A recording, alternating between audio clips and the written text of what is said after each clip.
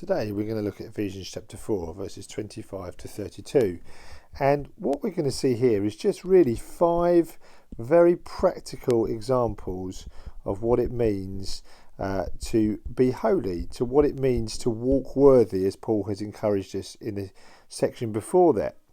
And so the first is about speaking truth with our neighbour. We are to put away falsehood, and what we're going to see every single time is that Paul compares a negative, he gives a negative command, and then he gives a positive alternative. Don't do this instead. And so what we see here is put away falsehood. Don't tell lies. Don't be someone that is spewing lies, but instead in the church we should speak the truth with our neighbour. We should be someone who is speaking things that are true and correct, not just speaking lies. That's the first one. The second is be angry and do not sin. So again, be angry and do not sin.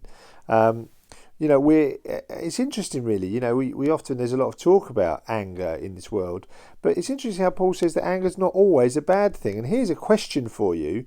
Sometimes I wonder if there's not enough Christian anger, not enough Christian upset with the way the world is, because God gets angry at sin, God gets angry at injustice, and when we don't, we wonder whether we have completely the mind of Christ.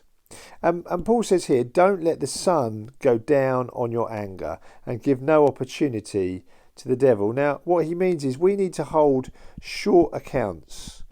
We need to not, hold on to things. We can be upset about something, but we must deal with it quickly. We must be on it. And I've always found in my own marriage, it's really helpful to take this as a principle, really, that if my wife and I argue, or if I have a problem with somebody, I do try as quickly as possible to put that right with that person rather than let it become a root of bitterness. So that's the second one, be angry and do not sin. The third is, no longer steal, but rather do honest work with your hands. So we're encouraged, Paul says, do honest work, right? Do things that are righteous and honourable. Don't be stealing.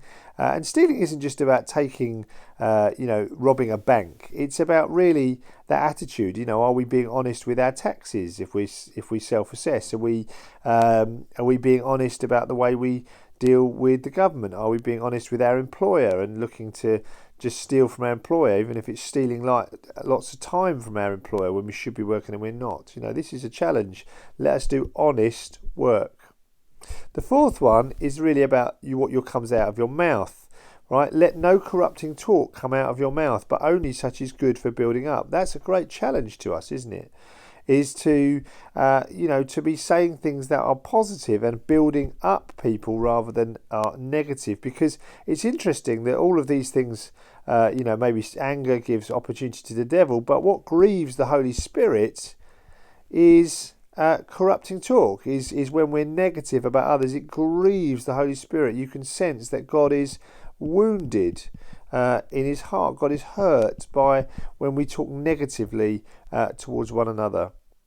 And the fifth one here, the fifth challenge, is really about bitterness and wrath. Let bitterness, wrath and anger, clamour and slander be put away from you, but instead be kind to one another, be tender-hearted, forgiving. And this is holiness is a practical thing. Holiness is practical. We can have these great ideas about this sort of spiritual idea of being holy, but Paul is basically saying this is what holiness looks like.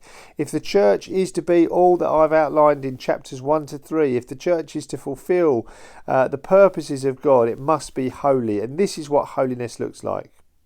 So this is our question. I want you to read this list again, and I want you to ask the Lord to show you. Ask God, are there areas where I need to be right? Are there areas where I'm, maybe talking wrongly, or there's bitterness in my heart, or I'm getting angry, or I'm maybe fiddling things that I shouldn't do, or I'm not always speaking the truth? Ask God and allow God to change your heart, to change us.